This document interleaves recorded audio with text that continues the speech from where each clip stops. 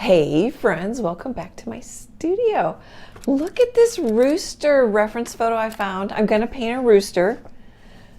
Look at I'm pretty sure, I don't know, pretty sure they increased the saturation or the color on the photo. But look at the shape of the rooster. I really like the shape. So when artists talk about painting shapes, let's see, I don't know if I can show this in point.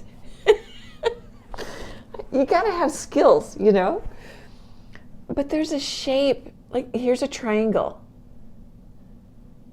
And then really there's another triangle for the head. And then you could just say kind of a squished oval for the tail.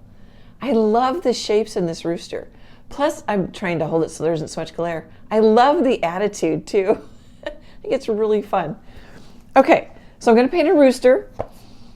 Really excited about it. I've got a 12-inch by 12-inch cradled wood panel from US Art Supply. They aren't sponsoring this video. I just like their wood panels. I get them through Amazon. They're 1.5 inches thick. I've got clear gesso on it. I don't know if I always show you guys. And then look at the light coming in from my window. I wrote the word love on it, which I think is a really neat way to start. I'm going to use primary colors, primary yellow, quinacridone magenta, and then phthalo blue green shade isn't a primary blue, but I really like that blue. Okay, guys, let's have a lot of fun.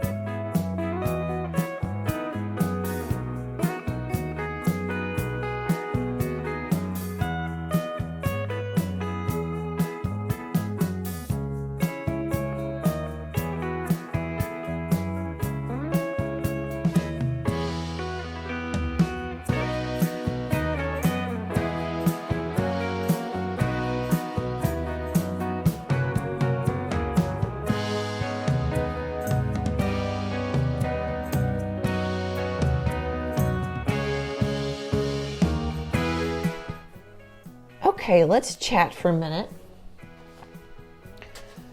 It's a couple days later, so just in case I didn't, primary yellow, quinacridone magenta, phthalo blue green shade, Mars black, and titanium white.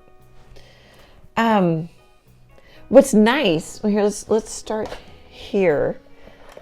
So primary yellow, that box is filled in on the diagonal right by my thumbnail. So that means it's semi-transparent. Oh, and I'm pretty sure the quinacridone is too. Let's look. Yeah, it's the same. So what's nice is I can put like white and quite a few layers and really build up some rich color. Or I can leave it thinner and have the purple coming through and muting the color even more. And it's pretty much like built in shadow. This rooster, okay, since I said shadow and I'm talking about the light direction, this rooster is in a shadow, the whole rooster is. There's a little bit of light right here. I don't know if it's coming like from where exactly, but this rooster is entirely in the shadow. But what I'm leaning towards doing, or what I'm doing, is I'm gonna say my light's coming from the top and down. So that would put the feet in shadow. I did put a little highlight here and there. I will play with it as I go along. So this area will be a highlight. Oh, I should highlight that. Let me show you up close. So lots of layers, building up lots of layers on the comb and wattle. That totally could be done. I'll know better when I get more of the rooster done. Quite often with roosters, I do the face and the feet first because the feathers go over those. And I also feel better when the face is done. But see, isn't that just a nice muted yellows and orange on the feet? That's where the transparent color can actually be faster. Some people don't like it because it doesn't cover on the first try, but sometimes you might not want it to cover on the first try. The other thing I'm doing is working, I'd say back to front, or shadows to light. Maybe that's a better way to say it. So I'm painting in the shadow areas. This dark feather I painted, it does go over on the side, just a little bit. Ooh, can you see that? My phone's pretty close. Close to me, close to my easel. And then this is blues and blacks, kind of purpley, and then it goes purple. And it sort of is, I'm following. Oops. Lots of oopses. It's not exact color match or anything, but I'm following. I can always loosen it up. So right now, I'm like, if I was working on a puzzle, I'm finding the edges, the corner pieces, the dark values. This I just finished because I feel better. Which is why when it's your painting, you can do what you want to do. But I'm puzzling it out right now. I think this looks nice. I didn't really show you. There's actually a light spot right there that I need to paint. But I kind of shifted into the blues and greens just slightly. Which it looks more purple on the reference photo to me, and browns, but I'm playing with it. We'll see what we think of it. Okay, so that was my palette. Oh, the brushes I'm using. So I've been using this 3/8 inch brush. I don't know if I told you this either. Let's go here, the background. I used a 1 inch really cheap brush from Blick Art Materials. Oh, and what I was thinking is, gosh, I hope I haven't said this already, is I was gonna do it like a previous painting. I don't know if I still am. Where I have this brushy background and then here, let's see, I think I've got it on my iPad. Nope. Oh, sorry guys. Oh, there it is. I went the wrong direction. I was thinking about, so I did the background very similar to this painting. And what I do is I come back and add the strokes that mimic the rooster. But this green background started out quite a bit like this purple background. I'm kind of thinking I might need, I will need, I think, because I can't really see his foot. It goes behind some of the stone. So I'll maybe put in a few little grasses. I'm going to put in a shadow. Okay. I think that definitely sets the table, and also kind of lets you know what I'm thinking. If I haven't said this already, I should have printed it out a little smaller. It's totally fine if you don't frame it, and I think it's actually okay if you do frame it, but it's maybe a little tight to the edge. That's just a personal preference. Well, and then like on this one, I think, oh, sorry, I'm so bad at my iPad. I think there's a little too much space above the head. The feather does come up a little bit more. Probably neither is wrong. You kind of get picky sometimes, especially with your own paintings. Okay, guys, I'll be back in a bit.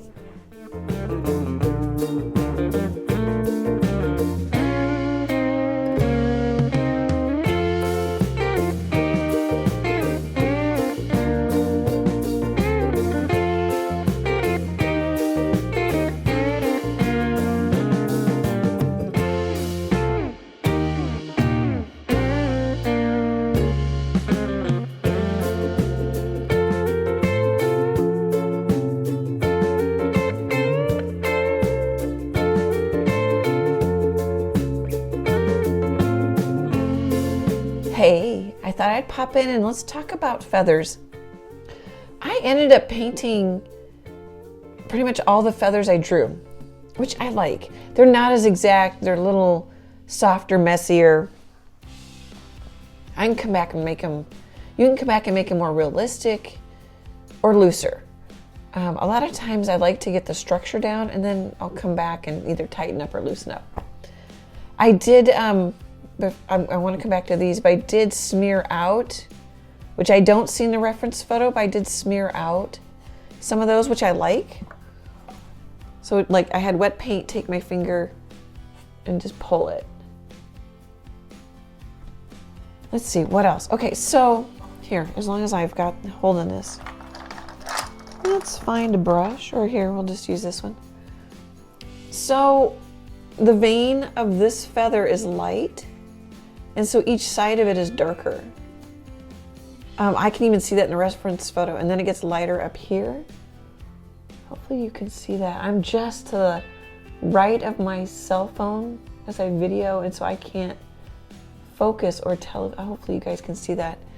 Here it's dark, but I kind of make it darker and then a little bit lighter, or come over it with some blue, change the value a little bit.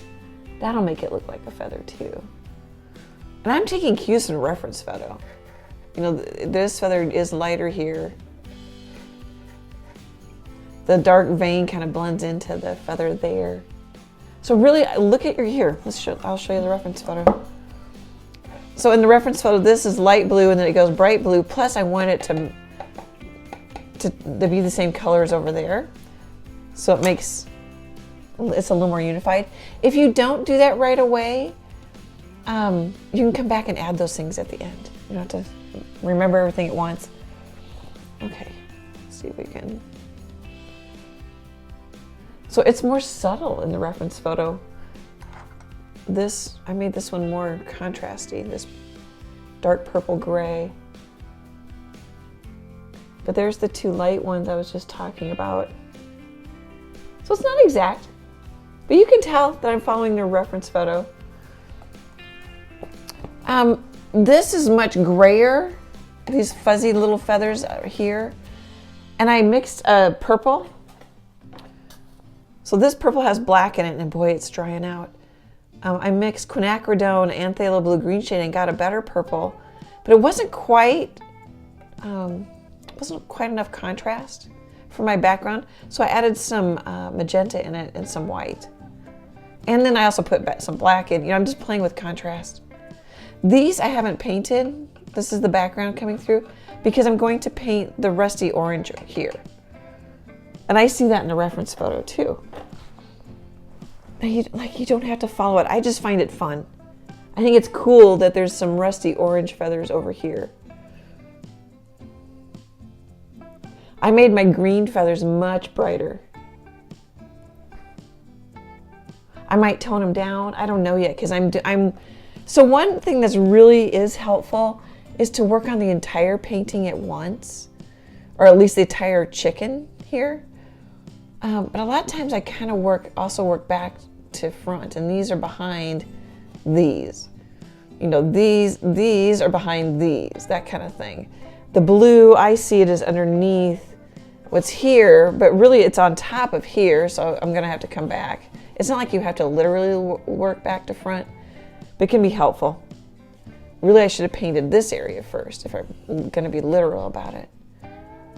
Okay, I'm hoping some of those comments help. It is a good idea to like work large sections to small, but a lot of times with feathers I don't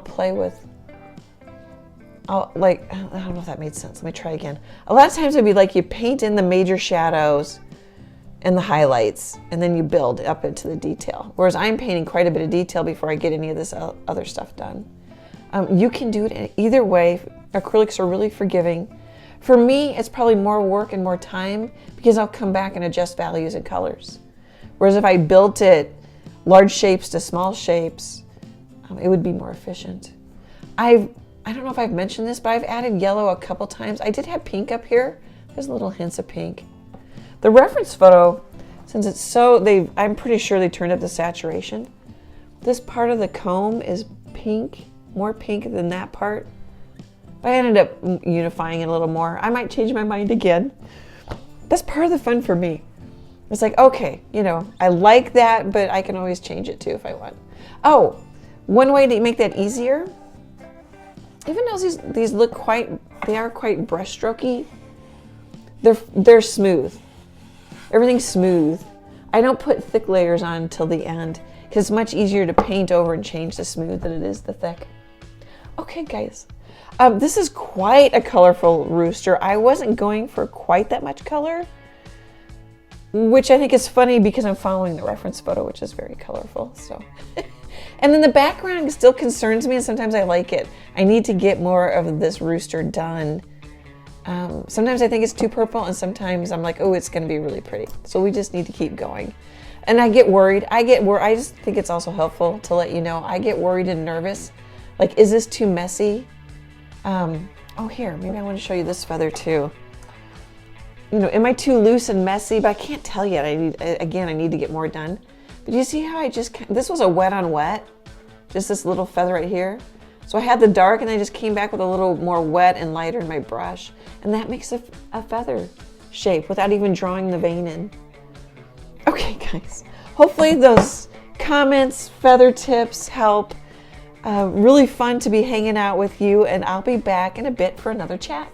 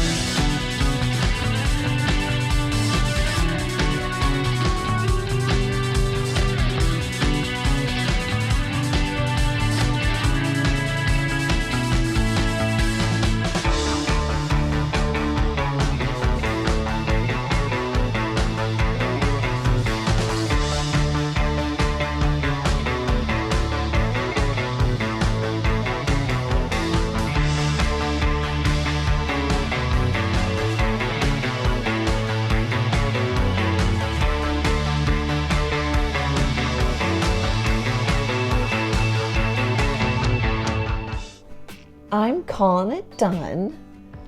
I think I really like it. I need to back up from it.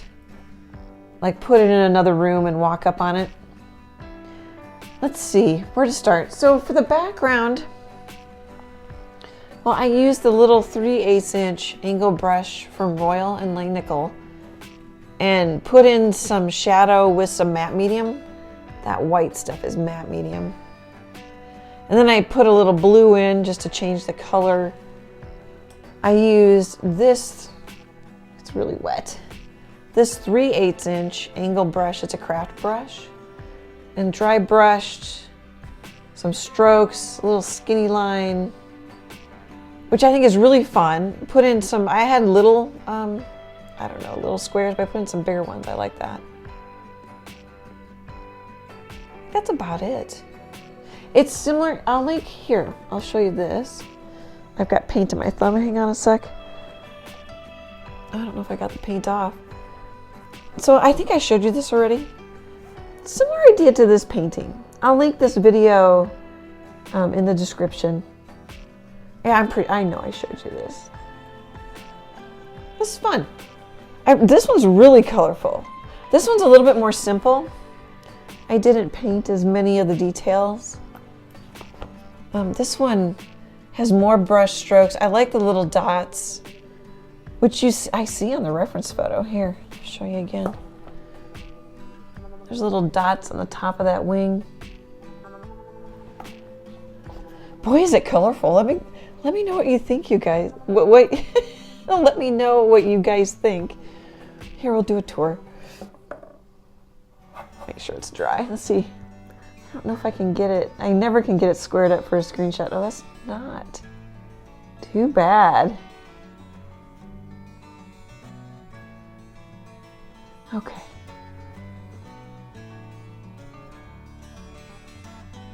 So values do the work, color gets the credit. That's a great example. Lots of colors, but it's the values that make things come forward or back. So values meaning light or dark. My light's coming back up a little bit. The light's coming from the top, which I like. It's very playful.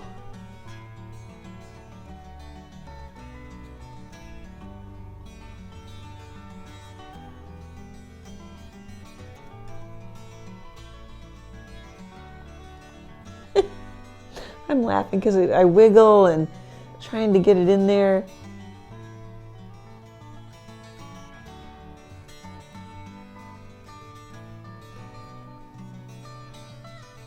It's a really fun photo. Oh, I did put a little pink back in on the comb. Kind of played with it. Okay, guys. It's so fun to hang out with you. I love it. It means the world to me. I super appreciate your support. Great big happy art hugs, and I hope to chat with you soon. Bye, guys.